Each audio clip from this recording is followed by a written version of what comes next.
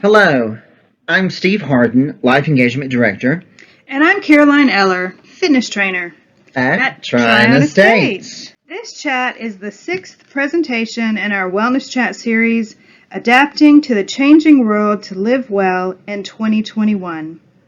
Welcome to Live for Your Brain. Live for your brain. I love that. I like that too. Now, before we start, I would recommend that you grab a pen and a piece of paper because you might hear some new information and wish you had written it down. Yes, you will. Before we get started, we're going to do a little review on the brain anatomy.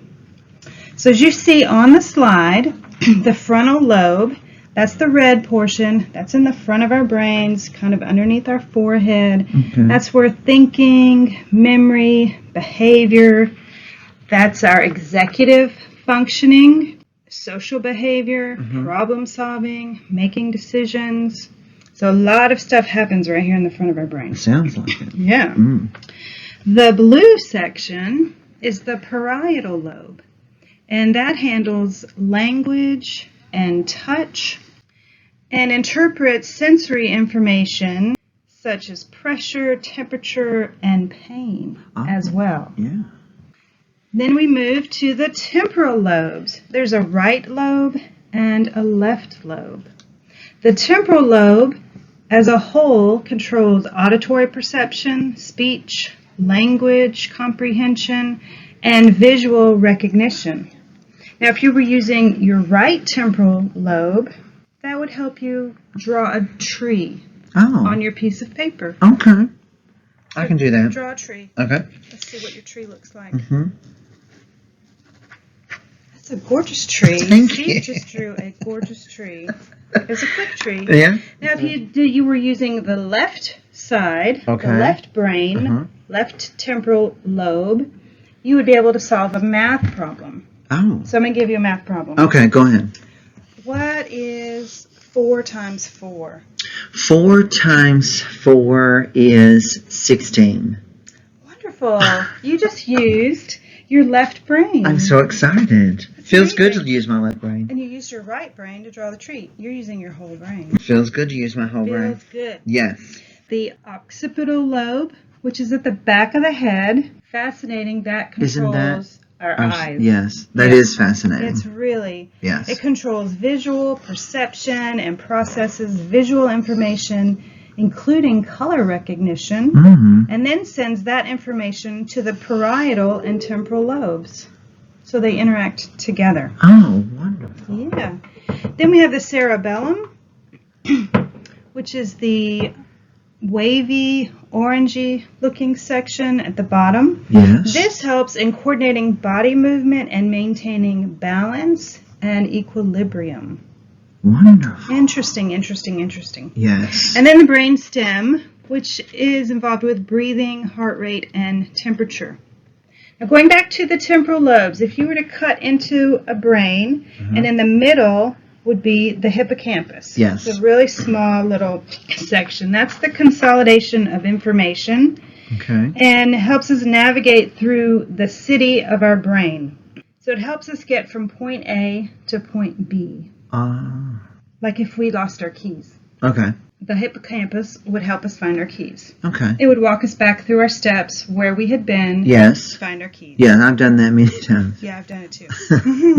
And the most important structure in the human body is probably the hippocampus and is critical to new learning and spatial navigation. Some people refer to this as the memory center, Nice. the hippocampus. Yes. It's the map reader of the brain.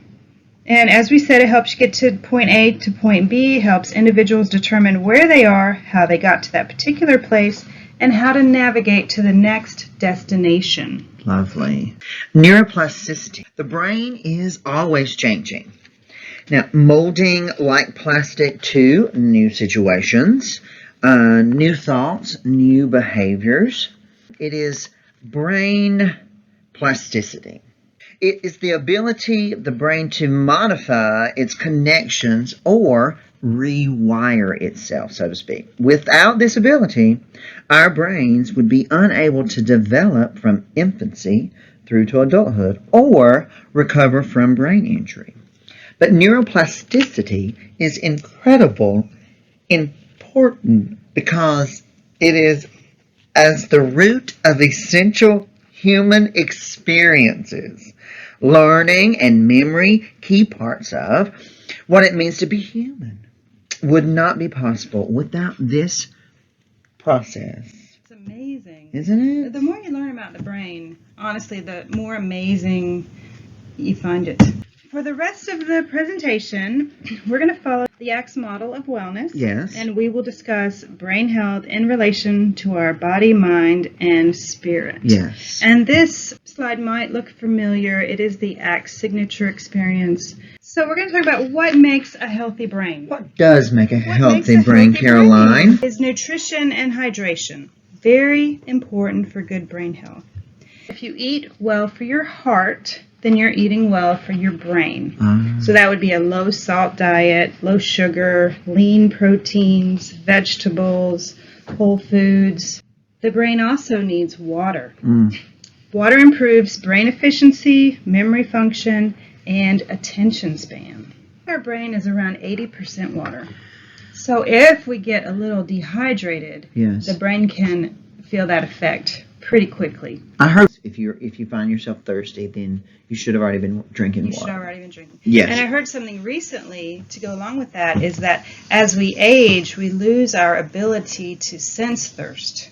So sometimes by the time we feel like we're thirsty, we're more than a little dehydrated. So we need to drink more water than we think we need. Absolutely. Exercise is also good. It's good for the body, good for the brain. It is the single most important thing you can do for your brain. Wow. It improves mood and affect, reduces stress, reduces the risk of age-related cognitive decline, dementia, and Alzheimer's disease. It increases blood flow and oxygen supply, Wow. both good for the heart and good for the brain. Yes. And when you exercise, your body releases BDNF. BDNF? Do you know what that is? What is that, Caroline? It's a protein, and it's called brain-derived neurotrophic factor. Wow.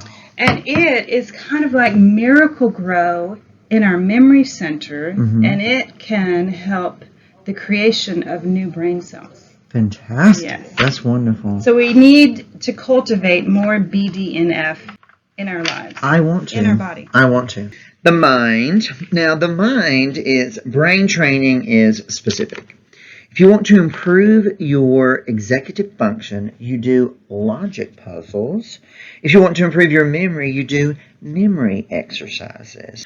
You know, when you're doing new things, it creates or improves your actual memory. So if you're doing new things, we discussed earlier about something new for me would be doing a podcast, and how there was a lot of learning and learning how to do a podcast and the program and everything. So that took some activity and therefore increases that one exercise increases your memory. They say that one of the best things to do is learn a new language, and that doesn't always mean an audio language. It could be a computer language. Sometimes you talk to people and they're passionate about their hobbies and you don't understand what they're talking about. So it could be the language of whatever their hobby is, like people who do CrossFit. Yes. I have no idea what they're talking about. A different language. But it's a different language.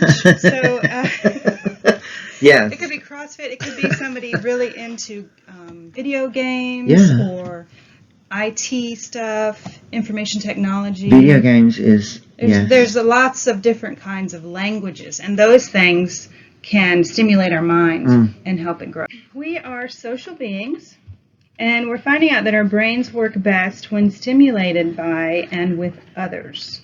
This is really, really interesting. I was reading this book by psychologist Joel Lieberman. He wrote a book called Social: Why Our Brains Are Wired to Connect. Let's say that you are a chef. And when you're doing all your chef things, when you're telling your sous chef what to do, chopping, getting your menus ready, cooking the food, when you're doing all that, your brain is engaged in what you need it to do. It's focused on all the things you have to do as a chef. Yes. But then you take a little break. Mm-hmm. What do you think your brain does when you're in that break? When you're Yes. not doing anything specific? Would it process what you've already done, or? It just goes into this, they call it the default mode. Okay. And they're finding out it's a social mode. Oh. So our brain goes back to thinking about people we interacted with earlier, people we're going to interact with later, Okay. how maybe those people could interact together, how the interactions affected us. It just goes completely social, which Wow. is fascinating. Yes. He writes a Absolutely. lot about it in his book. Fantastic. And he said the default network directs us to think about other people's minds, their thoughts, feelings, and goals. So whenever it has a free moment, sometimes this is happening in the background of your mind. Mm-hmm. It's not a conscious thought. Sometimes, if you're thinking about something really hard, like you're studying for an exam or to do this presentation or anything that you're going to do, and then you take a little break, next time, see what you think about. Yeah. Sometimes we start thinking about people we talked to earlier, or when I'm going to talk to so-and-so. It's just Social kind of mode. interesting. Yeah, that's cool. But whenever the brain has a free moment, the human brain has the automatic reflex to go social.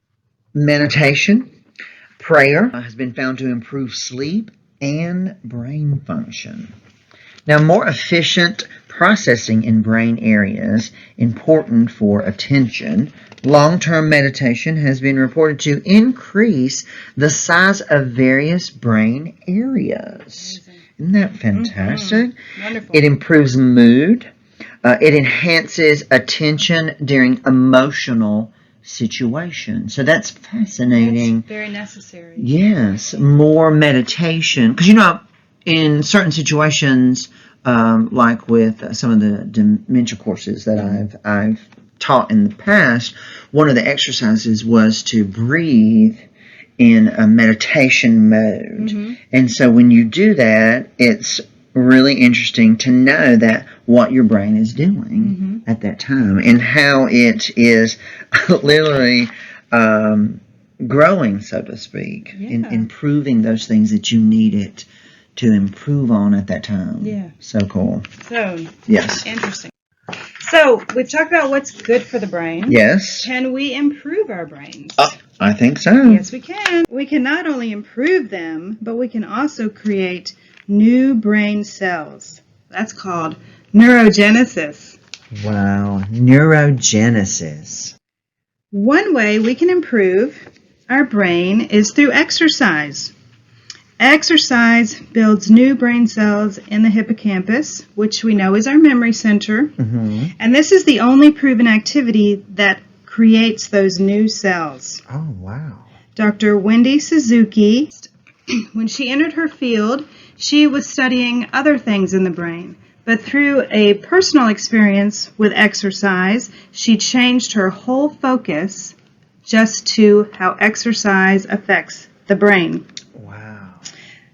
And she found that exercise increases our BDNF that we've talked about. Yes. That's that brain-derived neurotrophic factor. Wow. That protein that helps create those new cells.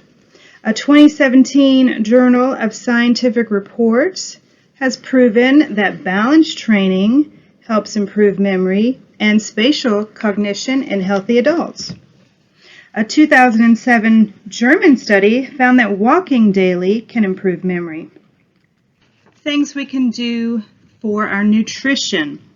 And all of these next recommendations come from Dr. Sanjay Gupta. He is a brain surgeon, and he's also the CNN chief medical correspondent. So you might have seen him on TV. He has an acronym for the word SHARP, and we're going to go over each one of these in the following slides. They are /sugars, hydrate smartly, add omega-3s, reduce portions, and plan meals ahead. Slashing sugars. Oh, nice. Decreasing sugar intake. Dr. Gupta says in his book, that Alzheimer's can now be considered type 3 diabetes, whereby the brain cannot use insulin normally. And they're saying that the brain becomes insulin resistant. Wow. So gaining control of sugar intake equates or equals supporting brain health. Those with high blood sugar have a faster rate of cognitive decline than those with a normal blood sugar, whether their blood sugar level qualifies as diabetic or not. Wow. So if you don't do anything else, Yes.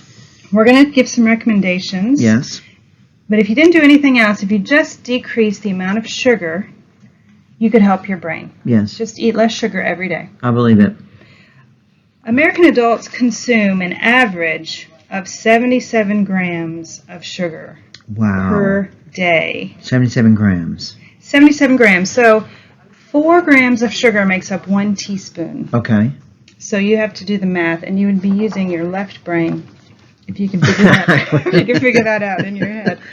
Huh. But this adds up to around 60 pounds of added sugar annually. That's 6 10-pound bowling balls of sugar. The numbers are even worse for children. The American Heart Association recommends that we limit added sugars to no more than 100 calories a day, which is 6 teaspoons for most women, and no more than 150 calories a day for most men, which is 9 teaspoons. Wow. And as I said, 1 teaspoon is equal to 4 grams of sugar. So in grams, for women, that would be 24 grams of sugar, and for men, 36 grams of added sugar. Now, this doesn't include sugar that's naturally occurring in the food. Say, for instance, yogurt, unless there's sugar added, or milk has its own natural sugar, or fruit. There is sugar in fruit, but the fiber, when you eat the whole fruit, helps slow the digestion, helps control a little bit that sugar hitting the bloodstream as fast as if you just ate a candy bar. Wow. That's good to know. It's good to know. Yeah. Yeah. Absolutely. Something else that's good for us is hydrating. I like hydrating. And we should do it smartly. So drinking a big glass of water first thing in the morning, it gives your inner body and your brain a bath. I love that. I love that analogy. I love that. it. Yes, I love because that. the brain is about 80% water. So you said. So you can become dehydrated easily, which we've talked about. If you're thirsty, you're already starting to be dehydrated. While we sleep, our bodies and brains are working hard, and all the things going on results in a lot of metabolic waste that needs to be flushed from our systems. If these toxins aren't removed, then our metabolism will clog up. That doesn't sound good. No. It's interesting when you think about what our brain and our body does when we have a good night of sleep. All these processes take place. But when things happen, there's going to be good stuff resulting from it, and then waste resulting from it, and that waste has to get flushed out. It does. Yeah. Huh. Well, within 10 minutes of awakening, Sean Stevenson, fitness and nutrition expert, wrote the book Eat Smarter.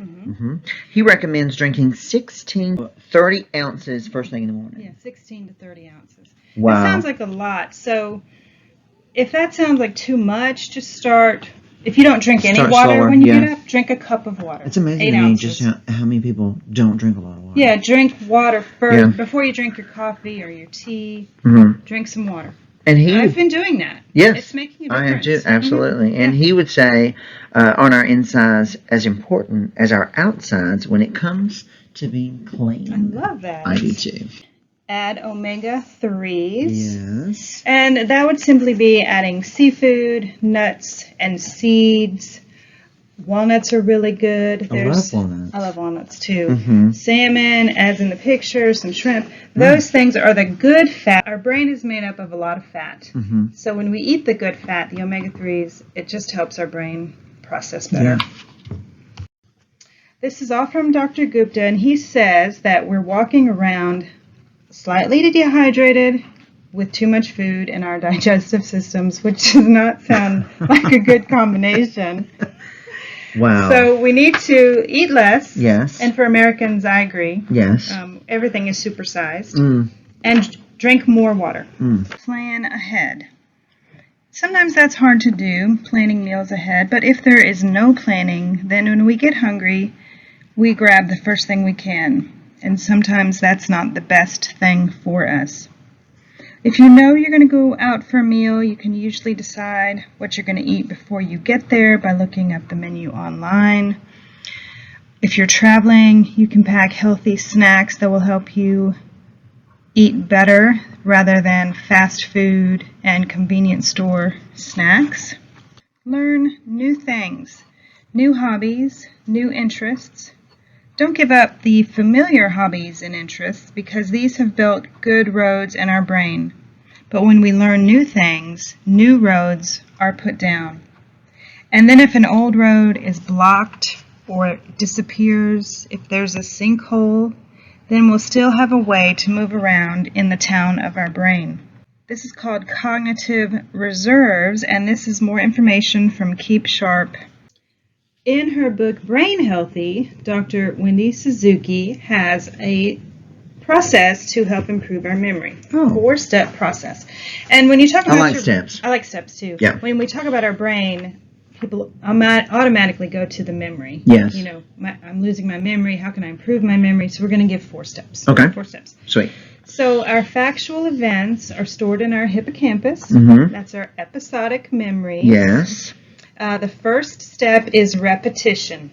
And we know this works for those of us that had to use flashcards to learn our multiplication tables. Yes. Or if you're learning vocabulary, you just memorize it, you see it, and just memorize it. Yes. The repetition. Uh-huh. Number 2, make it novel. So when you do your first something, Mm-hmm. so when Steve and I have a talk show here at Tron Estates. Yes. When we did our first talk show, Okay. I'll always remember that. Yes. If we do a last one, I'll remember that. Right. So when you're trying to remember something, try to make it different or imaginative Yes. in your brain. And so an example of that is we had some new neighbors move in Okay. a few years ago. We were teaching a memory class from Total Brain Health Okay. at the time. Okay. And so I was trying to practice one of these memory techniques. And hers was to make it imaginative. Yes. So the couple's name were Jim and Cora. So when I met Cora, I thought of coral. Oh. Coral in the ocean. Right. And then Jim, in my mind, I changed J-I-M to G-E-M. Jim, like a stone, that can go with coral. Well, it doesn't really go with coral, but it's imaginative, and I'll always remember it that way, and I've never forgotten their names. Wow. Ever. That's amazing. So make it novel. Make it different. Yes. Number 3 is add an emotional response. So going back to the first and the last, when something is very happy, Mm-hmm. we remember it. When something's very sad, Yes. we remember it. Yes. You had an event recently Yes. that you'll always remember. I will definitely always remember. And it was more happy, a little sad. Mhm. So it was kind of both. Yeah. Which maybe that doubles the memory. So And there for life. yes, my youngest daughter got married, Mm-hmm. and it was a beautiful occasion, and then, but also sad. Yeah. So, but yes, The absolutely. life change. Yes. One thing that we like to do here, Steve's an expert at this, Oh. is use humor. Yes. So if you can make something funny, Mm-hmm. that will help you remember it better. Yes. You can use happy, sad emotions, but humor, laughter. If you're laughing, you're learning. You're learning. Absolutely. Yeah. Yes. And the last one is association. Connect the thing or person you want to remember to something you know. Oh. So, for instance, the smell of fresh baked bread might remind you of your mom's great apple pie. Might be an aroma, and it just takes you back to that place. Yes. Hearing the end of the Sesame Street theme song might remind you of your wonderful preschool teacher. Yeah. Have you had things happen like that before? Yes, I have. When I smell wild strawberries, I think of a great aunt that I had, and they grew near her house. So I think of Aunt Annie, and that brings me back to her yard. Wow. Another example is when I met Steve Eggles in his office, who is our regional vice president here in the Mid-South region. It was on my interview. Okay. I came to interview for the job, and we started talking about what my husband did. He had used parts for classic cars, and so Steve Eggles said, well, I've got a 1989 or 88 BMW out in the parking lot. Would you say that's a classic car? And I said, classy. I think it would be a classy car. And so now when I see BMW, I think about Steve Eggles. Because we had that conversation. An awesome example. Yeah. So another way is with our spirit. And Dr. Caroline Leaf has written a book, Switch on Your Brain, the key to peak happiness, thinking, and health. And what science has told her in her experience, as she has written in the book, is there are 3 things to change your brain, and that is with praise, thanksgiving, and worship. And all 3 of those can be accomplished in our meditation time. So we want to think about ways to be grateful, to give thanks, to have a thanksgiving spirit, so to speak. Also, we want to have a praise spirit, and then we want to spend at least a minute or so that she says outlined in her book of worship time. So these things together, along with meditation, helps increase, gives us lots of good activity. And now we'll go over some specific recommendations that you can incorporate into your day-to-day life. Sleep. We touched on this a little bit. Older adults need 7 to 8 hours of good sleep. Yes. If you are somebody who looks at your screens, iPads, computer, TV, phones, experts say you should put those away 1 to 2 hours before you go to sleep. Bad habit. It's a bad habit. Don't sleep with your phone in your room. I heard a podcast yesterday that people who don't sleep with their phone in their room get 28 minutes of more sleep than someone who does sleep with their phone in the room. Wow. Because you're on it. It's interesting. Yeah, it's interesting. Yeah, so interesting. Try to establish a regular sleep and wake time, and even on the weekends and on vacation. Yeah. And try to go to bed earlier, if that is something that will help you. I enjoy going to bed earlier. I do too. The older I get, the more I want to do that.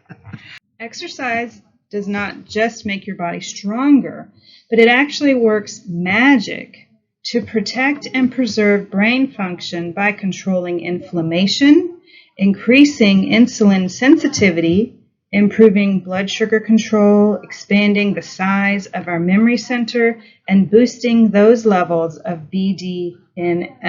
I believe that because some weeks I just feel like I exercise more, and the weeks that I feel like that I get more exercise in, I feel better and I feel more controlled about the intake, food, sugar, all of it. You don't feel like you're just being swept by your life. Right. Yeah, I know that feeling. Yeah. I know that feeling. Yeah. So that BDNF again is brain-derived neurotrophic factor. So step away from the computer, put your phone down, stop watching TV, and start moving. Research I heard recently from David Perlmutter is that 20 minutes of cardio activity per day can create BDNF, which is miracle growth for our brains. So just a quick recap of the study he was referencing, which was Kurt Erickson out of the University of Pittsburgh. They did a study on 60-year-olds, and they had one group of 60-year-olds exercise for 20 minutes every day for a year. Yes. And they had another group of 60-year-olds only do stretching every day for a year. Yes. So at the end of that study, they found that the people who did the 20 minutes of cardio, it has to be your heart rate has to get up. Okay. So it's not lifting weight. It has to stay up for 20 minutes at a time. Yes. They found that their memory centers were larger. Wow. So they had built up their hippocampus. Okay.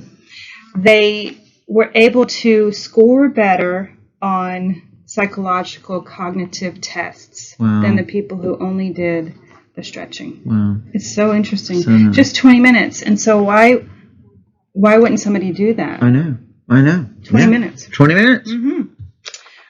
So if all you do is walking, all you need is a good pair of tennis shoes, and you want it to be brisk. So when we say brisk, we mean think about that you have to catch a bus and you think you're going to miss it. So that's brisk walking. Yes. Wouldn't you walk faster You would. if you think you're going to miss your bus? Absolutely. Yeah. Yes. So you could add in some resistance training and balance or speed exercises, but mostly get moving. Yes. Just get moving Move. is the main thing. Move more.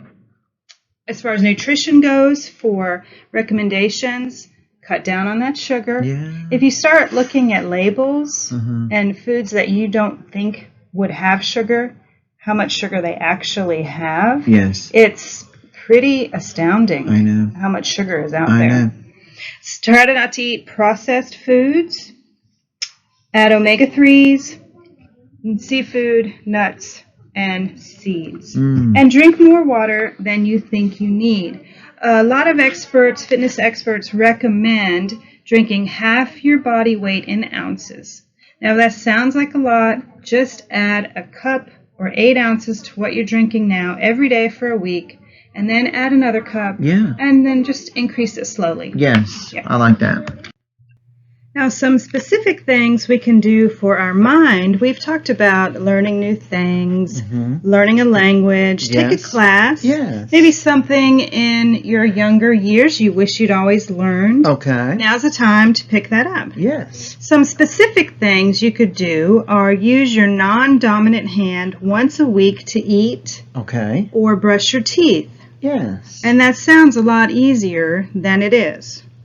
You could wear your watch on your opposite arm for a day. Okay. These kind of things makes our brain think, and our brains really love to be stimulated. Yes. Other things you can do if you walk every day, walk in the opposite direction. Oh. Take a different route. Right.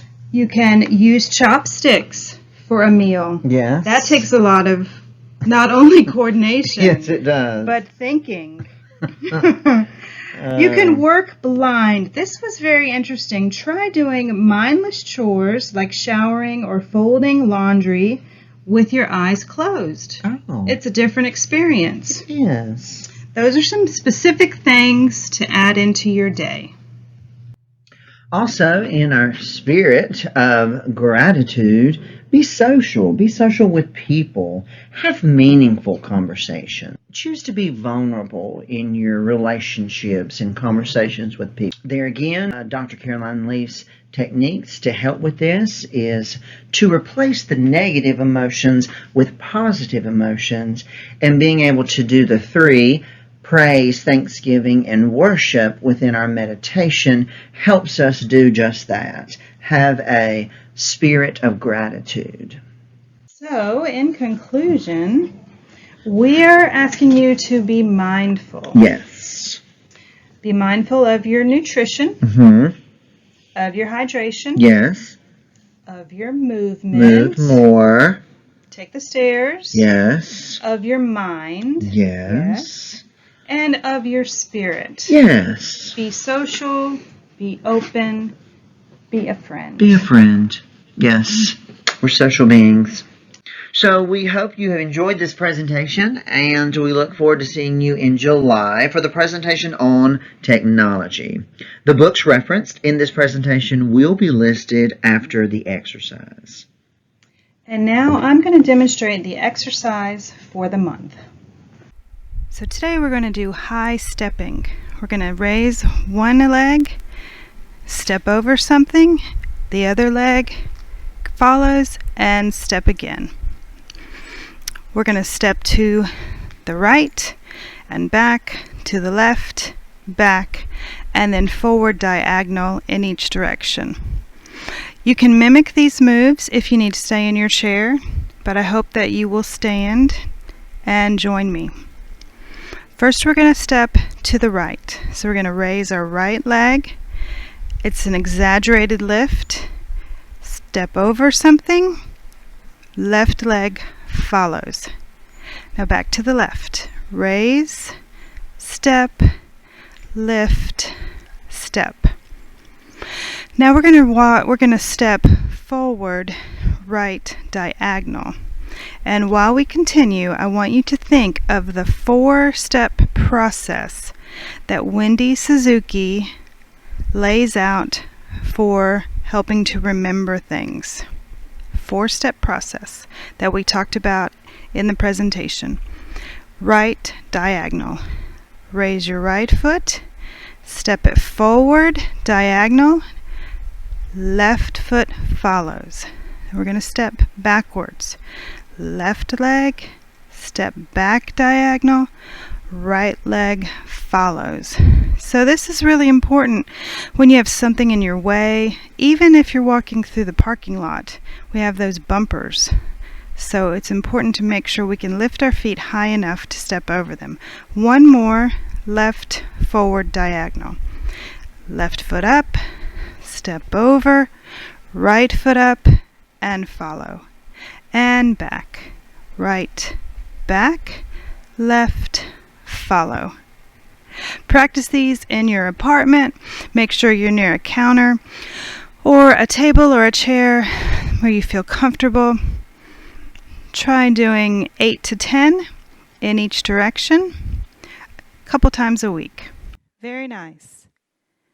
The 4 steps, were you able to remember them? The first step is repetition.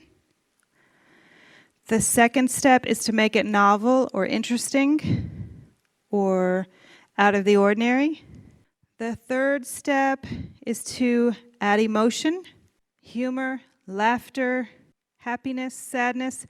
And the fourth step is association. Make the thing you're trying to learn familiar with something you already know. Those are the 4 steps.